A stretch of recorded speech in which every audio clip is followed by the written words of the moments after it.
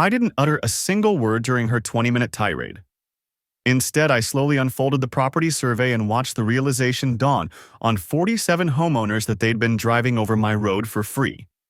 Imagine this. HOA President Patricia "Patty" I.E. Hendricks, standing at the podium brandishing a $70,000 invoice for what she called unauthorized roadwork, and telling a packed room of 60 neighbors that I was single-handedly tanking their property values. She had the whole production ready. PowerPoint slides, fabricated engineering reports, even 3 lawyers lined up to try to intimidate me into surrender. This woman had spent half a year making my life miserable, measuring my grass with a ruler, slapping me with fines because my daughter's car was parked wrong in my own driveway, and threatening to have my home condemned because I dared to patch dangerous potholes with my own money. What Patty didn't realize was that every luxury car parked outside that day had driven across my private property to get there. The road she was so concerned about was something I had inherited from my uncle, the original developer of the neighborhood. Let me rewind a bit. My name is Jack Monroe, a 52-year-old retired civil engineer who thought he'd found the perfect peaceful community to rebuild his life. After a rough divorce that left me questioning everything, I bought a modest ranch-style house in Willow Creek Estates back in 2019. It had all the right ingredients. Good schools for my teenage daughter, Lily's weekend visits, tree-lined streets, and what looked like a sensible HOA that actually maintained things. Willow Creek Estates was a picture-perfect suburban enclave, 47 homes built in the 1980s and 90s, all connected to the outside world by a single winding road called Oak Ridge Lane. When I first moved in, it was mostly original families, down-to-earth people who'd raised their kids there and knew each other by name. But as the years passed, gentrification crept in like ivy on an old fence. Tech workers and real estate investors started snapping up homes, replacing gardens with surveillance cameras and swapping driveway waves for passive-aggressive next-door posts. Then came Patricia Hendricks. Everyone called her Patty, but trust me, she was about as sweet as a parking ticket. At 48, she was a real estate agent who drove a white BMW she parked at the exact same angle every day. Always in yoga pants and oversized sunglasses. Even indoors, she strutted around like she was perpetually late to a very important meeting about her own importance. Patty and her husband, Richard, a tax attorney, moved into the neighborhood in 2020. Richard was a quiet man who seemed to spend most of his time apologizing for his wife's behavior. They had no children, which meant Patty had plenty of time to police everyone else's business. She quickly appointed herself the neighborhood standards coordinator. Her words, not ours, and immediately began micromanaging every blade of grass and fence post in sight. The trouble started in the spring of 2024. A brutal winter had left Oak Ridge Lane looking like the surface of the moon. Potholes deep enough to swallow a small dog and crumbling asphalt everywhere. Cars scraped their undercarriages daily. The sound of metal on pavement became the neighborhood's unofficial anthem. As an engineer, I knew things would only get worse. So I sent a polite email to the HOA board offering to coordinate professional repairs. Patty replied within an hour. All modifications require board approval and proper permits. 6 weeks passed with no board meetings scheduled. The road kept deteriorating. One afternoon, Mrs. Lynn, a kind 78-year-old neighbor 3 doors down, nearly stumbled into a pothole just getting her mail. That was the final straw. I called my old contractor friend Mike, a man who perpetually smelled of diesel and coffee, and we spent a weekend properly filling the worst craters. We used quality materials, prepped everything correctly, and the result was professional grade. It cost me $3,200 out of pocket, but at least people could drive safely again. Neighbors were grateful. Some even offered to chip in. Feeling optimistic, I posted before and after photos on our neighborhood Facebook page, hoping it might inspire the HOA to address the road properly. That was my first mistake. Within 48 hours, a certified letter landed on my porch, a cease and desist order from Patty, accusing me of unauthorized infrastructure modification and threatening legal action. She claimed my work didn't meet community aesthetic standards and demanded I remove the materials and restore the road to its original condition. Original condition? As in, the dangerous potholes? The Facebook group erupted. Longtime residents supported me, remembering when neighbors helped one another. But newer, wealthier homeowners sided with Patty. Rules are rules, they repeated. That's when I realized I'd accidentally triggered a full-blown class war in suburbia. The stale coffee smell at the emergency HOA meeting should have been my first warning of the circus ahead. Patty called the meeting for 2 p.m. on a Tuesday, conveniently when most working people couldn't attend. Only 3 of the 5 board members showed, but in Patty's world, that was apparently enough for a quorum. I walked into the community center to find Patty set up like a prosecutor at a high-profile trial. Her PowerPoint, titled Neighborhood Infrastructure Violations, a Case Study, featured photos of my roadwork from every angle, complete with red arrows highlighting my so-called unauthorized modifications. This resident, she declared, refusing even to say my name, has created serious liability issues and threatens our property values. She claimed my work didn't meet aesthetic standards, which was laughable considering I'd used materials better than the original construction. The board voted 3-0 to fine me $500 for unauthorized work, plus $200 per day until I removed the repairs. Apparently, filling dangerous potholes was now a crime punishable by daily penalties. Here's the small twist. I chose to fight back with facts. I arrived at the next scheduled board meeting armed with a full engineering assessment, traffic counts, safety analysis, material, specs, the whole kit. The room was packed with neighbors, most of them supportive and tired of swerving around craters on their daily commute. I'm offering to donate this work to the HOA, I said evenly. Just accept it retroactively. These repairs exceed county road standards.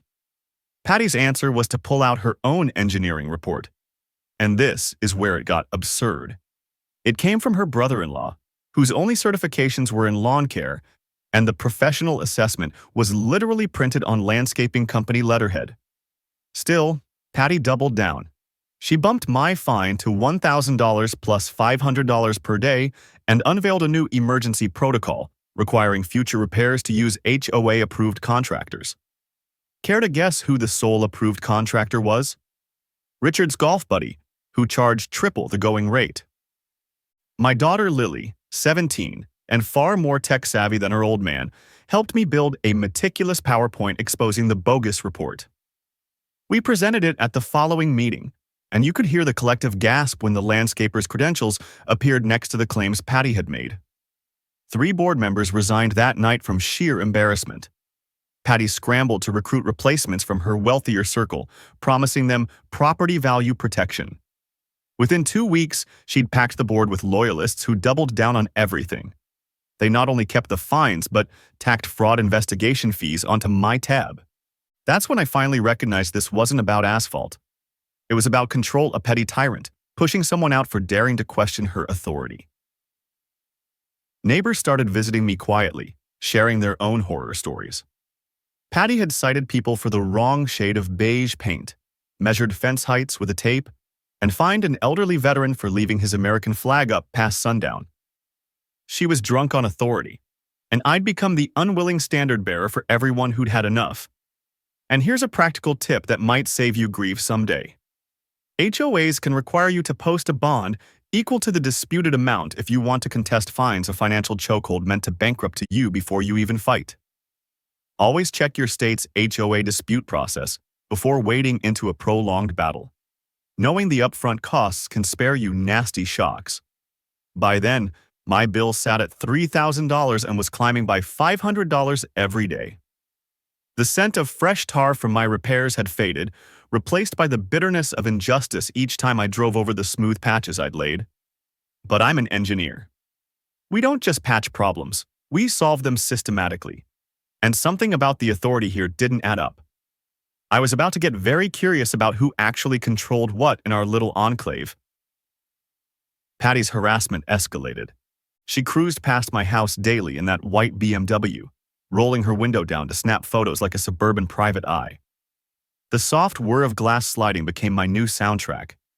She cited me for grass slightly over the 3.5-inch maximum. She literally got on her knees with a ruler and fined me for Lily's car being improperly parked in my own driveway because it was 6 inches over some imaginary boundary only she could see. Then she reported me to the county for unpermitted driveway modifications, even though I hadn't touched the driveway in 5 years.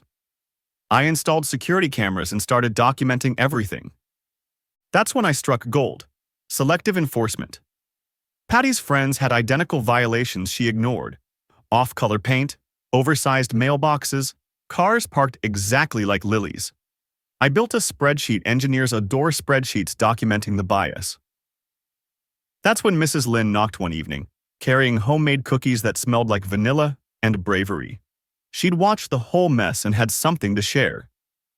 "Patty tried to make me remove my rose garden," she said softly. "The one my husband planted 30 years ago. She said it was non-native and an excessive maintenance burden." Her hands shook as she explained that she still had all the original HOA documents from when they moved in. "Would you like to see them?" That small reveal changed everything. Mrs. Lynn's late husband had been an original HOA founder. She had copies of every covenant, amendment, and meeting minute dating back to 1983. Spread across my kitchen table, those records showed most of Patty's current rules had never been properly voted in. The original HOA was reasonable basic language about not letting your yard become a junkyard and keeping noise down after 10 p.m. The nitpicky stuff about grass height and paint colors had been bolted on piecemeal over the years, often without the community's proper approval. But I needed to go deeper. I spent a weekend at the county recorder's office tracing property records and utility easements.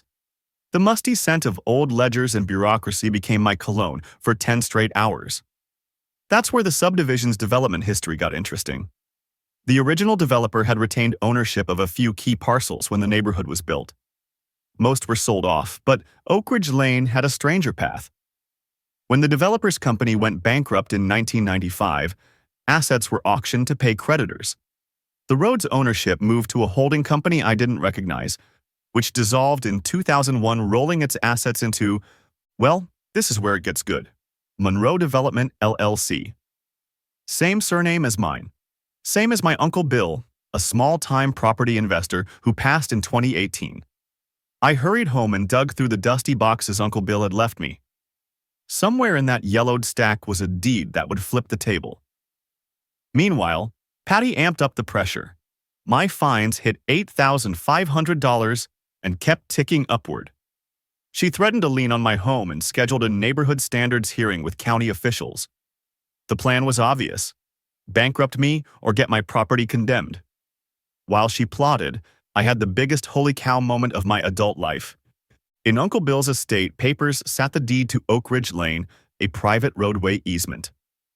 Every single car entering our neighborhood, including Patty's pristine BMW, crossed land I had inherited. Here's a nugget that might surprise you. Private road easements are not the same as public rights of way. If you own a private road, you can control use, set maintenance rules, even charge fees. Always confirm actual boundaries and easements before assuming a road is public. Many subdivisions hide ownership structures that completely change the legal landscape. I sat at my kitchen table holding the deed with hands shaking from disbelief and righteous anger. Patty had been fining me for maintaining my own road. At daybreak, I called a real estate attorney. I needed confirmation because it seemed too good to be true. 2 days later, in an office scented with leather-bound law books and pricey coffee, I got my answer. "Mr. Monroe, you unequivocally own that road. The title chain is clear. You've been legally responsible for maintenance all along. The HOA never had authority over it." But I didn't run to Patty's door waving the deed because she was about to hand me something better than a quick win. She boosted my total fines to $25,000 and scheduled an emergency community meeting to address the problem resident. She even invited local TV news, assuming cameras would bolster her case. The room was packed over 40 neighbors, plus a Channel 7 crew with bright lights that made it feel like a small-town hearing. Patty launched into a 20-minute saga about community standards, flashing enlarged photos of my repairs labeled unauthorized modification. "This resident's defiance threatens your property values," she announced to the cameras, pointing at me like a defendant. I stayed quiet in the back, taking notes and letting her dig deeper. When she finally offered me a chance to respond, I walked forward and unfolded a surveyor's map on the table. Before we debate violations, I said calmly, let's establish who owns the road. The silence was absolute except for the news camera's hum as I produced the deed. Patty's face went slack, the look of someone discovering Santa is real and serving a trespass notice. I explained it plainly. I'd inherited the road from my uncle. Every resident had used my private property for access, and I'd maintained their route. She'll examined the papers and said they appeared legitimate. The HOA never had authority over my private road, I continued. I've been subsidizing this neighborhood's infrastructure while being fined for improving my own property. Patty's desperate pivot was to call the documents fake or irrelevant, insisting the HOA had established authority and threatening to push for a fraud investigation. But you could see reality sinking in. Reasonable neighbors immediately grasped the implications. Several thanked me afterward for keeping the road drivable and apologized for staying silent during her harassment. About 15 left with Patty, but most remained to hear my proposal. I offered a cooperative agreement for Oak Ridge Lane. Residents pay a modest monthly fee for professional maintenance. I keep ownership but welcome community input. We end the fines and legal threats, and everyone gets a well-maintained road. Patty refused any compromise, storming out and shouting that this wasn't over while threatening lawsuits for blackmail. Her core supporters trailed behind, but Mrs. Lynn quickly organized an info session for interested neighbors. The local news ran a segment that night. HOA road ownership dispute reveals private property rights. The clip went viral, with comments overwhelmingly on my side. Patty looked vindictive next to my calm, fact-based approach. Here's another tip that saved me thousands. HOAs can't just enforce liens by themselves without actual court judgments. Many of their threats are bluff intimidation dressed up as legalese. If they threaten a lien, demand a court order. Many associations rely on fear, not authority. I gave the community a week to respond to my plan. Within 3 days, more than 20 households reached out. Mrs. Lynn scheduled a cooperative info meeting while Patty rallied her faithful for a counter session. Battle lines were drawn, but for the first time since this started, I held the leverage. And owning the road? That turned out to be just the start. Digging through Uncle Bill's papers, spreading them across my dining table like a property crime scene, I found something that made the road deed look minor. Uncle Bill hadn't only kept the road. His company, Monroe Development LLC, had originally developed the entire Willow Creek Estates subdivision back in the late 1980s. Every lot, every utility easement, every gentle curve through our tidy streets. The road was designed as a private access point to maximize lot value, never intended to be public or under HOA control. My attorney laid out the full scope. As the road owner, I could govern access, set rules, and charge for upkeep. The only limit, I couldn't suddenly strand current residents without reasonable notice. Otherwise, my authority over my own property was broad. The financial reality floored me. Over 3 decades, road maintenance had run roughly $180,000. My recent $3,200 repair likely boosted property values by an estimated $15,000 per home. Simple math.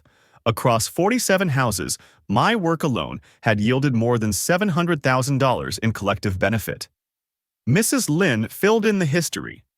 The original HOA had been collaborative, focused on basics and neighborly goodwill. Uncle Bill used to coordinate roadwork through HOA communications, and everyone chipped in fairly. "Your uncle was a good man," she said over tea that tasted like jasmine and justice. He never made anyone feel like they owed him, even though legally they did.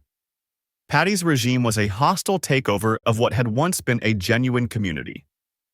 That shift in perspective hit me like a switch flipping on floodlights. I'd been approaching the whole situation backwards. I wasn't some resident subject to HOA rules about the road. I was the owner of a key asset, and the HOA was essentially regulating its customers' access to my property. Those 47 homes depended entirely on my private road, and I'd been too polite to leverage that fact. What stung most was realizing I'd been subsidizing everyone's infrastructure while they fined me for doing so. A quick glance at the HOA's budget confirmed they'd allocated $0 for road maintenance because they'd been freeloading on my inheritance for years. That night, I made a strategic decision.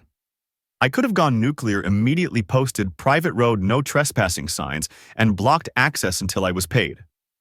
But that's not who I am. I wanted to solve the problem fairly, not burn the neighborhood down out of spite.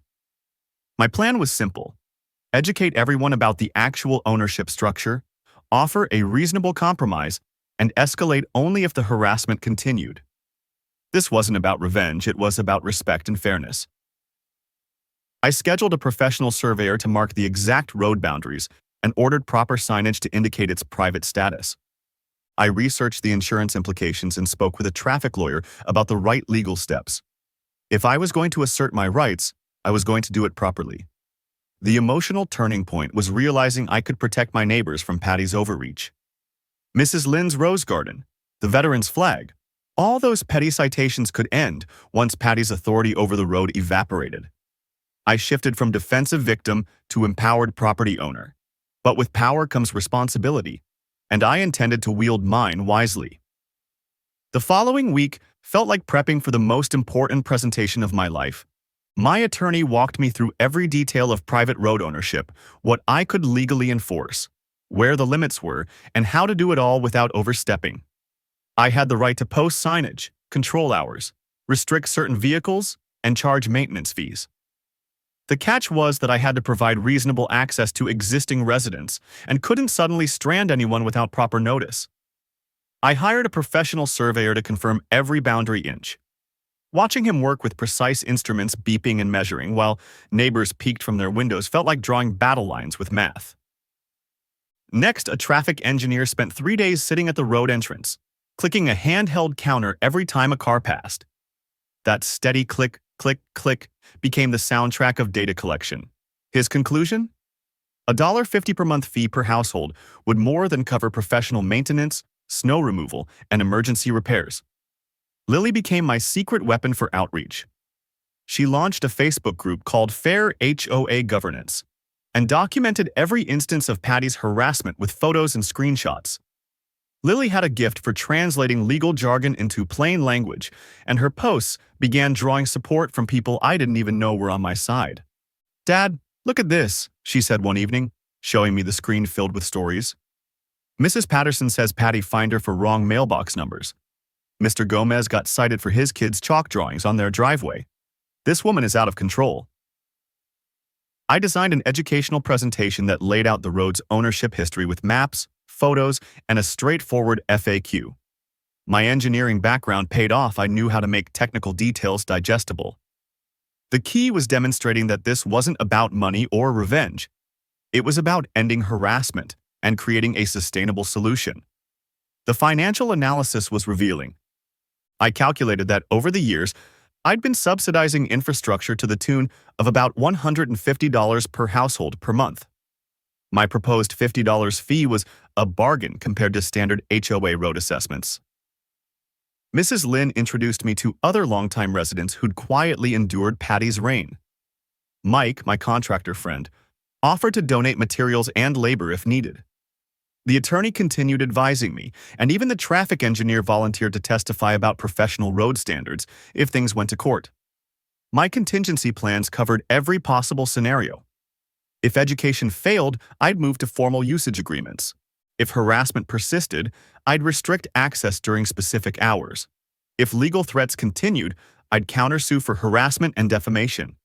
And if all else failed, the nuclear option full access restriction was legally viable, although it would require coordination with emergency services. Here's another knowledge nugget that could save homeowners serious money. Private road maintenance cooperatives can offer tax advantages if structured properly. Shared infrastructure costs may qualify for certain business deductions. When facing disputes like this, research cooperative ownership structures and potential tax implications. Financial incentives can often motivate better solutions than legal threats. Timing was crucial. I decided to wait for Patty's next escalation before revealing my full hand. That would maximize the impact and force the community to choose between her authoritarian approach and my cooperative solution. I practiced staying calm under pressure, fully expecting Patty to explode once the truth came out. My goal was to remain focused on solutions, not blame, and give people a real chance to choose cooperation over conflict. The psychological preparation was just as vital as the legal groundwork. I had to accept that some level of conflict was inevitable. Patty had built her entire neighborhood identity around controlling others, and she wouldn't surrender that easily. But I also prepared for the possibility that this could heal the community. If we could establish a fair, transparent system for maintaining the road, maybe we could rebuild the neighborly spirit Mrs. Lynn remembered from the old days. The surveyor finished his work on a Thursday, planting bright flags every 50 feet along the road boundaries. The sharp smell of spray paint marking property lines mixed oddly with the honeysuckle drifting from Mrs. Lynn's garden, a strange blend of legal precision and natural beauty. By Friday morning, I had professional signs ready. Private Road Monroe Development, LLC authorized access-only usage agreements required, but I held off on installing them. I wanted to give diplomacy one last chance. Sometimes, when you hold all the cards, the strongest move is to let your opponent make the next mistake. Patty made that mistake sooner than expected. Monday morning, I found a sheriff's sale notice taped to my front door, a thick legal sheet that crinkled ominously in the breeze. She was attempting to force the sale of my house to collect her imaginary fines. And the arrogance didn't stop there. Patty called the local news to declare victory over the problem resident and even scheduled a press conference to celebrate her successful enforcement action. She was so drunk on her own power that she was advertising her overreach to the entire county. I said nothing publicly. I simply let her dig deeper while I prepared the nuclear option. My attorney filed a motion to dismiss the lien. It turns out you can't just declare debts and force property sales without a court judgment. But I didn't announce that win yet. The survey stakes remained planted like little flags of impending doom, and the private road signs sat waiting in my garage. Meanwhile, the community continued to fracture. Several neighbors approached me quietly with apologies and their own stories. Mr. Gomez revealed Patty had threatened to fine him for his kid's chalk art. Mrs. Patterson had been cited for improper mailbox numbers that had been unchanged for 15 years. "She's lost her mind," Mrs. Patterson whispered at the grocery store, glancing around as if Patty might be hiding behind the cereal aisle. "We're all terrified to speak up," she retaliates against anyone who crosses her.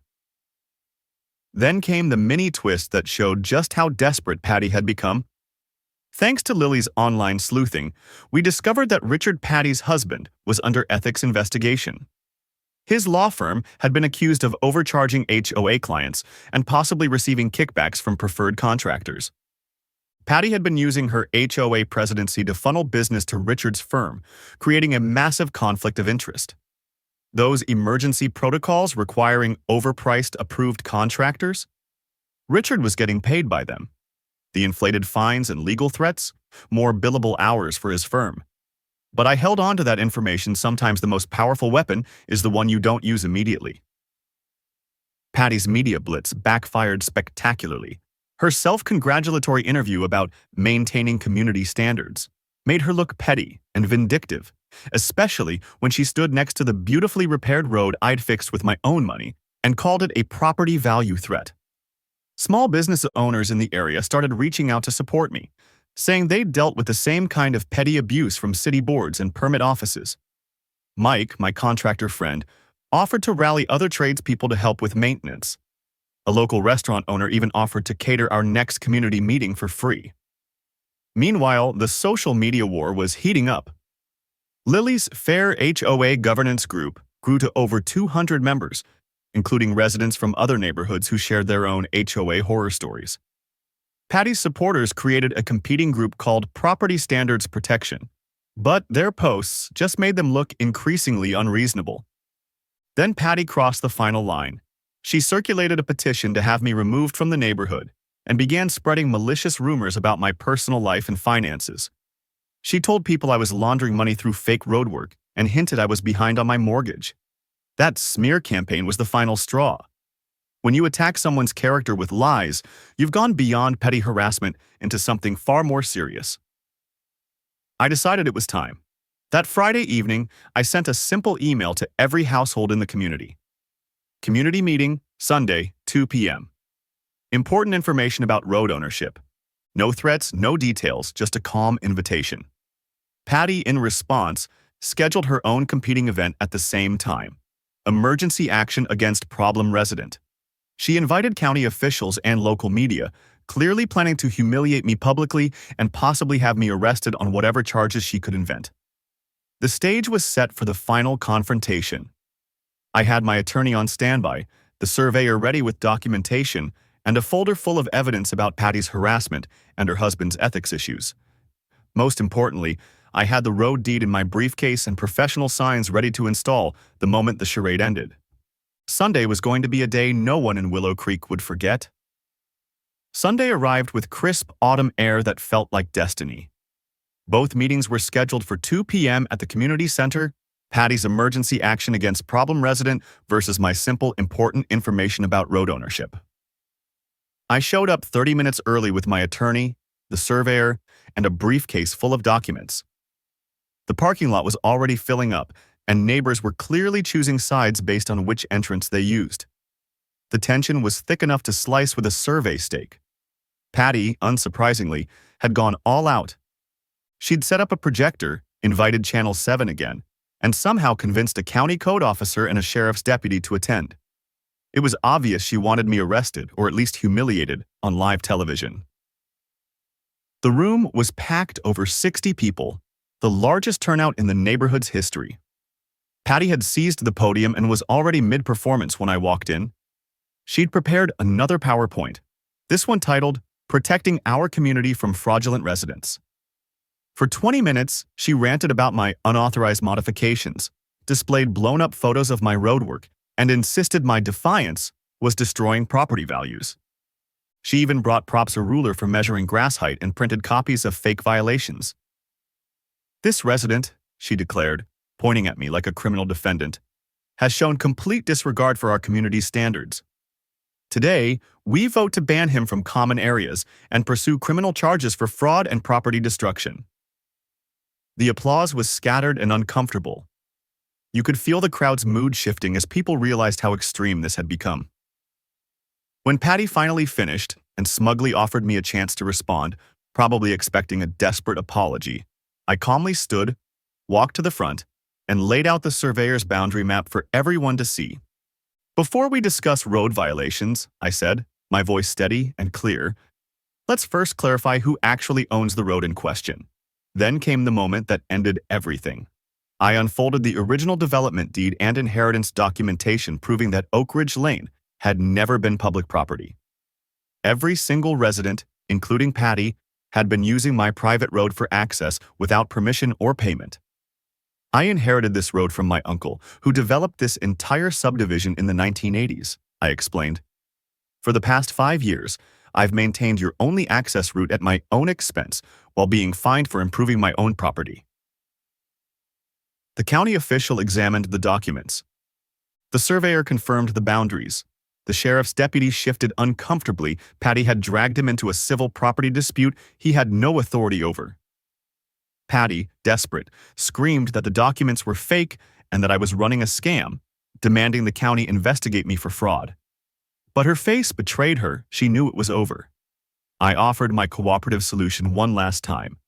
A modest monthly fee for maintenance, with me retaining ownership but including community input. It was fair, transparent, and beneficial for everyone. Patty's meltdown was spectacular. She refused any compromise, calling my offer blackmail and accusing me of extortion for asking people to share the cost of maintaining the road they drove on daily. When she realized the room wasn't buying her hysteria, she stormed out with her core supporters, yelling about taking me to the state attorney general. The slam of the door echoed like the end of a very long, very stupid war. Mrs. Lynn immediately took charge, organizing the reasonable neighbors who wanted to discuss the cooperative plan. About 35 households expressed serious interest. The county official confirmed that everything appeared legally sound and suggested we work out the details privately. Channel 7 interviewed both sides afterward. Patty's rant about fraudulent residents made her look unhinged, while my calm explanation of inheritance and cost-sharing came across as entirely sensible. That night, the story went viral on local social media. The comments were overwhelmingly supportive, with people sharing their own HOA horror stories and praising me for proposing a fair solution. But the real victory came when I stepped outside after the meeting and saw neighbors talking to one another again instead of hiding behind curtains and avoiding eye contact. For the first time in months, Willow Creek Estates felt like a community again. I thought the Sunday meeting had ended the war, but Patty had one more move. She set a deadline for Friday at 5 p.m., demanding I cease all fraudulent claims or face full legal consequences. Her plan was to rally her dwindling supporters for one last confrontation.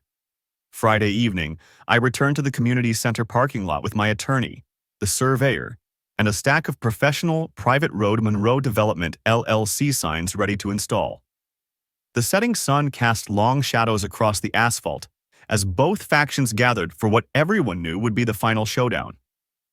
Patty had organized what she called a Save Our Neighborhood rally. Her supporters waved handmade signs that read, "Stop the road bully and protect our rights." She'd brought Richard and 3 lawyer friends, clearly hoping to intimidate me with legal firepower. Channel 7 was back, joined by a county newspaper reporter. A sheriff's deputy stood by to maintain order, though he looked like he'd rather be anywhere else. Mrs. Lynn, our unofficial neighborhood elder, stepped forward to moderate. The scent of her jasmine perfume mingled with the autumn air and the nervous sweat of 50 neighbors. I presented my road cooperative proposal one final time. $50 per month per household, transparent accounting, community input, and a 5-year rate lock. Compared to typical HOA road assessments, it was a steal. Patty's counterattack was pure drama. She dismissed my ownership as a technicality, claimed the community had established rights through decades of use, and shrieked that I was holding the neighborhood hostage by asking for payment. That's when Mike, the contractor, stepped forward and delivered the perfect reality check. He explained the real costs of road maintenance, showed photos of the road before my repairs, and detailed how much money I'd saved everyone. "Jack's been subsidizing this whole neighborhood," Mike said, with the authority of someone who actually knew what he was talking about. "That road would have cost us $50,000 to fix properly. He did it for $3,000 and asked for nothing." I made one final offer, reducing the fee to $40 per month and including snow removal. "I'm giving everyone until Sunday to decide," I said. "After that, I'll install private road signage and require usage agreements for all vehicles." That's when Patty played what she thought was her nuclear card. She announced that if anyone signed my extortion contract, she would personally sue them for conspiracy to commit fraud. She claimed she had a plan to build an alternate access road and said residents didn't need my criminal highway. The county official, who had been quietly observing, finally spoke. "Ma'am, there are no available easements for alternate access. The surrounding land is privately owned, and there are no rights of way. The cost would exceed $2 million plus environmental permits and take 3 to 5 years." Patty's face cycled through 6 shades of red as her bluff was called on camera. "I don't care what it costs," she screamed. "We will not be held hostage by this fraud." That's when I delivered my mic drop. "Mrs. Hendricks," I said calmly, "you've spent 6 months fining me for maintaining my own property while your husband's law firm profited from HOA enforcement. You've harassed elderly residents, targeted families with children, and turned this neighborhood into a war zone. The only fraud here is your abuse of power." The crowd went silent. Even the news cameras zoomed in closer. "I'm offering a fair solution that benefits everyone. But if you'd rather spend $2 million to build a new road instead of paying $40 a month, that's your choice. Just remember you'll still need to cross my property to get to your construction site." The informal vote was swift and decisive. 35 households supported the cooperative agreement, 8 were undecided, and only Patty's core group of 6 rejected it outright. By Saturday morning, I followed through on what I'd promised. The professional signs went up at both entrances of Oak Ridge Lane. Private road authorized access-only usage agreements required. Each sign included a 30-day grace period for current residents to finalize their agreements. Patty launched one last desperate stunt, rallying a few neighbors to tear down the signs and calling the police to report vandalism of public property. The sheriff's deputy who responded took one glance at my ownership paperwork and politely explained that I had every right to post signs on my own land. That was the moment the war officially ended, not with a bang, but with a sputtering whimper of defeated arrogance. The media coverage that weekend sealed the narrative. On one side, there was me, a calm, reasonable property owner offering fair solutions. On the other, Patty, a hysterical HOA president making impossible demands and threatening lawsuits no one believed in anymore. Public opinion wasn't even close. And just like that, the landscape of Willow Creek Estates shifted completely. 6 months later, the neighborhood is nearly unrecognizable in the best possible way. The Oak Ridge Road Cooperative is fully incorporated with 37 participating households contributing their monthly fees through a simple online system. The road has never been in better shape. We now have professional maintenance schedules, improved drainage, and even decorative plantings along the edges, thanks to Mrs. Lynn's green thumb. Patty's reign of terror ended exactly as anyone could have predicted. She lost the HOA presidency in an emergency election just 3 weeks after our final showdown. Without her iron grip and retaliatory tactics, people finally felt safe voting for sanity. Her husband Richard's law firm collapsed after the county ethics investigation confirmed widespread overcharging and kickback schemes. The couple quietly listed their house within 6 months and moved out of state. Their departure felt less like a victory lap and more like a heavy fog lifting from over the neighborhood. The ripple effects of our battle spread far beyond Oak Ridge Lane. I now receive emails from homeowners across the country facing similar HOA abuses, all asking for advice on how to fight back. The local news ran a follow-up story on HOA reform, and the county government is seriously considering new oversight requirements for community associations. Our case has even been cited in 3 different property rights lawsuits as an example of how private road cooperatives can succeed. But the greatest victory is closer to home. Mrs. Lynn's Rose Garden is in full bloom again, a riot of color and memory unbothered by citation letters. She's organized a neighborhood welcome committee that actually welcomes new residents instead of terrorizing them. Our annual road maintenance meeting has transformed into a community event where people plan block parties, babysitting swaps, and summer cookouts. Property values have risen by an average of $12,000 per home since we implemented professional road care. The cooperative has built a healthy reserve fund for future repairs, and everyone is saving money compared to the inflated HOA assessments of the past. Most importantly, our accounting is fully transparent, no more mysterious administrative fees. The psychological transformation is even more profound than the financial one. Neighbors wave to each other again. Kids ride their bikes without parents worrying about citations. The Facebook group Lily created has evolved into a hub for community projects rather than a battlefield of complaints. I never set out to be a community activist, but this ordeal taught me that ordinary people can stand up to bullies even when it's uncomfortable. I learned the power of documentation, patience, and coalition building. And I discovered that principled resistance, when done for something bigger than yourself, can create lasting change. We've since established the Fair HOA Advocacy Fund, using part of the cooperative's surplus.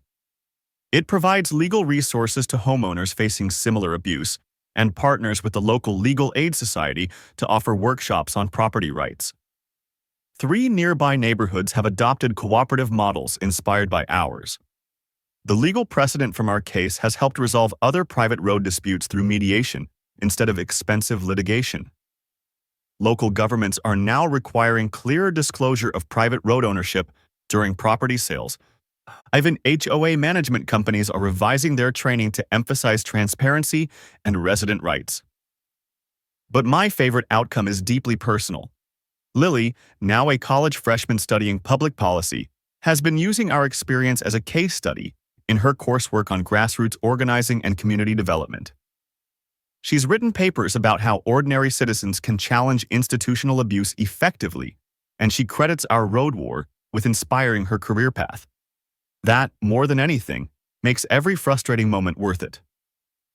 Just last week, I got a call from a homeowner in the next county dealing with a similar HOA mess this time, a monopoly involving a pool maintenance company and board members collecting kickbacks from inflated contracts. Residents were facing enormous special assessments while board members lined their pockets. I'm meeting with them next weekend to share our documentation strategies and cooperative model. Our next annual road maintenance meeting is coming up, and Mrs. Lynn is planning a neighborhood potluck to go with it. Mike is donating materials for new decorative stonework at the entrance. The cooperative voted to add bicycle lanes and improved lighting, and we're organizing a small fall festival to celebrate our second anniversary. This right here is what community should look like. People choosing cooperation over control, transparency over corruption, fairness over fear. So here's my challenge to anyone reading this. If you're dealing with HOA abuse, petty authoritarians, or anyone wielding power to make your life miserable, fight back. Document everything. Learn your rights, build alliances, and don't let bullies win through intimidation. Drop a comment and share your own HOA nightmare story. Let's build a community of people who refuse to be pushed around by power-hungry neighbors. And if you want to hear more stories about ordinary people standing up to institutional bullies, hit that subscribe button because sometimes the best revenge is refusing to be a victim.